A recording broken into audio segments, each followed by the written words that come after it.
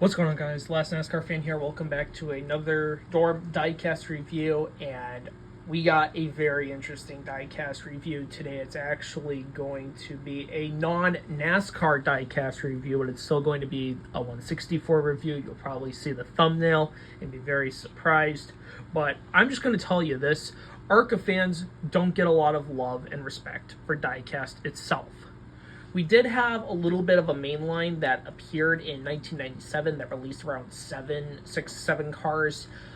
Technically, it did 6, sorry. I was trying to count off the top of my head. But majority of those guys were just part-time drivers and didn't run the full schedule except Bob Hall, for example, and I think was Roger Black's something. But then you also had a bunch of ARCA promos, as those were very common, especially with the Matchbox Rose collectible series. Racing Champions had a couple ARCA promos with, like, Jeff McClure, for example, for the Florida Seminole, for FSU, or the Florida Seminoles. But come the turn of the century in 2000, Action for once did a ARCA 164 promo that I was able to acquire back in 2021 for a very good deal, and that is the 2000 Frank Kimmel Advanced Auto Parts Chevrolet Monte Carlo for, I thought it was like Jefferson Enterprise. It was like Jefferson City Enterprise or something like that. I completely, like, I've seen the race team before because it's featured on NASCAR Thunder 2003, even though, spoiler, he ran that car only in 2001 because he would drive actually for Travis Carter for a couple races in 2002 after the Kmart sponsorship disappeared. But this was Frank Kimmel's second ARCA Championship after finishing runner-up in 1999. He would get his second ARCA Championship in 2000. And this car is no exception because it is such a classic ARCA scheme. Everyone knows this car by heart because everyone knows and respects Frank Kimmel. He's literally one of the greatest ARCA drivers of all time, especially when you look at his 2000 stats. Attempted all 20 of 20 races, 6 wins, 11 top 5s, 11 top 10s,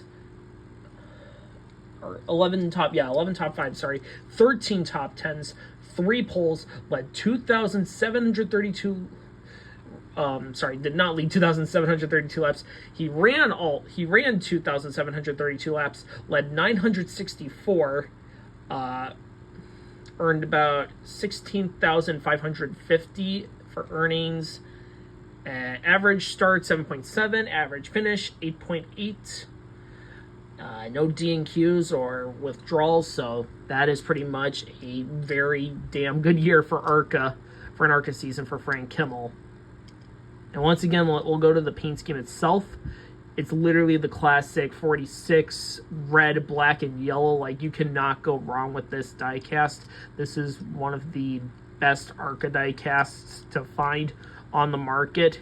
It's a lot easier to find than the 2002 scheme because that one was produced by Racing Champions. I'm trying to get a hold of that car because I really want to get that car super badly and add it to my ARCA collection.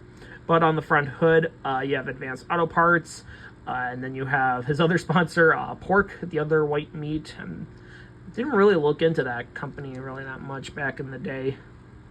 Then you got all your associate sponsors down here, Hoosier Tires. All your other contingencies right here, a lot of ARCA sponsors. Driver sponsor, Pork, other white meat, Cornwell Tool, Motive Gear, Advanced Auto Parts on the side, Champion Batteries on the quarter panel, Clement Featherlight Trailer, so that's just a subsidiary of a Featherlight Trailer company. That's on the deck lid, pretty cool. And then on the TV panel, you have Advanced Auto Parts.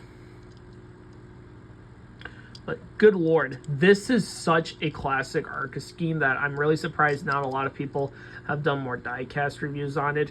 I thought briefly Wimmer33 fan did a diecast review, but it was just more of a showcase of like back in like 2014 of what ARCA diecasts were, because once again, we don't really get ARCA diecasts that much because they're usually either promos or sometimes we'll rarely get one that's mass produced, but it would be like something like Haley Deegan, but then you get something out of the random like Ed Pompa, for example, for Fast Track Racing for Andy Hillenberg.